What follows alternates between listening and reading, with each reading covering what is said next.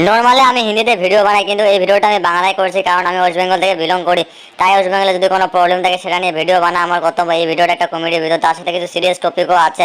এই ভিডিওটা পুরো দেখো।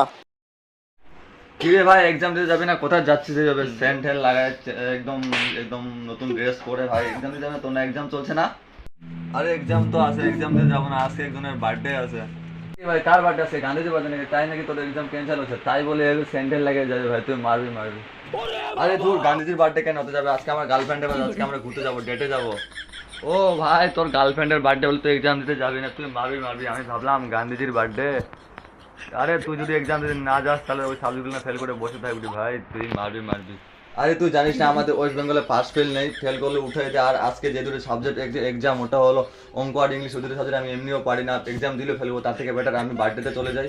कितने तेजस्वी लोग हैं हमारे पास, कितने शानदार विचार रखते हैं जी। আরে ভাই, তুই যে দুটো সাবজেক্ট ইগনোর করছিস, ওই দুটো সাবজেক্ট কতটা ইম্পর্টেন্ট তোর ফিউচারের জন্য, তোর জবের জন্য তুই জানিস। তোদের মতো করে আমরা ওই দুটো সাবজেক্ট ইগনোর করছিলাম, বাট এখন রিয়েলাইজ করতেছি ওই দুটো সাবজেক্ট কতটা ইম্পর্টেন্ট ছিল আমাদের ফিউচারের জন্য, আমাদের জবের জন্য। আরে ধর, তো জ্ঞান দিতে লাগবে না, তুই নিজে কিছু করিস না আর আমাকে জ্ঞান দিচ্ছিস, জ্ঞান দিতে লাগবে না। ইয়েস, ইউ আর রাইট, আমরা কি করছি কিছু করি না, বাট এখন করতে লাগবে আমাদের নেক্সট জেনারেশনের জন্য। তো তোমরা হয়তো ভিডিওটা পুরোটা দেখেছো, আর ভিডিওটা কেমন লাগলো তোমরা কমেন্ট করে জানিয়ে দিও। আর ভিডিওটা একটা সিরিয়াস টপিক হয়তো তোমরা নোটিস করেছো, সো আমি ক্লিয়ারলি বলে দিই। ভিডিওটা আমি স্পেশালি যে আমাদের ওয়েস্ট বেঙ্গলে ক্লাস 5 to 8 পর্যন্ত যে একটা পাস ফেল রুল ছিল, সেটা হয়তো আজ কিছু স্কুলে আছে, কিছু স্কুলে নেই। আমি কনফার্ম তাও জানি না, অফিসিয়ালি আমি কোনো নোটিশ পাইনি, অনেক খুঁজেছি তো পাইনি। বা তোমাদের কাছে যদি থাকে বা তোমরা খুঁজে পাও, সেটা অবশ্যই আমাকে সেন্ড করো।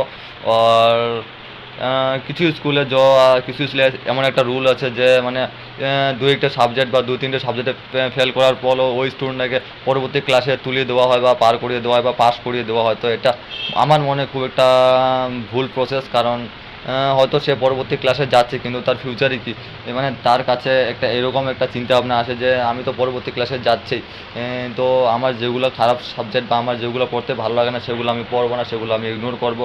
তো আমি তো পরবর্তী ক্লাসে যাবো, 2-1টা সাবজেক্ট ফেল করবো কোনো ব্যাপার না, আমাকে পরবর্তী ক্লাসে তুলে দেবে। তো এইভাবে একটা খারাপ চিন্তা ভাবনা আসে যায়, মাথায় একটা আসে সব স্টুডেন্টদেরই। তো এটা একটা খুব খারাপ প্রসেস আমার মনে হয়, মানে ফেল করার পরেও যে পাস করে দেয়, এটা একটা খারাপ প্রসেস মনে হয় আমার কাছে। তো এটাকে তুলে ধরার জন্য এই ভিডিওটা বানানো হয়েছে। তো ভিডিওটা শেয়ার করো, আর স্পেশালি 5 to class 8 পর্যন্ত স্টুডেন্টকে এই ভিডিওটা একবার হলে দেখো, অত্যন্ত যারা এই ভুলটা করছে তারা যেন এই ভুলটা আরও না করে, আর যারা এখনও পর্যন্ত এই ভুলটা করেনি তারা যেন পরবর্তীতেও না করে। তো তাদের জন্য এই ভিডিওটা বানানো। তো তাদেরকে প্লিজ এই ভিডিওটা শেয়ার করো।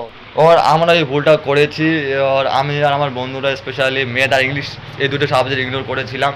আর এখন এমন সময় দাঁড়ায় এসেছে, আমরা যদি কোনো জবের জন্য এক্সাম দিতে যাবে, কোনো জবের যদি প্রিপারেশন নিতে যাই, সবথেকে বেশি প্রবলেম হয় তারা আমাদের এই দুটো সাবজেক্ট ম্যাথ আর ইংলিশ। তো আমরা যে ভুলটা করেছি, তো তোমরা সেই ভুলটা যাতে না করো সেই উদ্দেশ্যেই এই ভিডিওটা বানানো। তো ভিডিওটা ভালো লাগলে অবশ্যই কমেন্ট করবে, আর ভিডিওটা প্লিজ শেয়ার করো।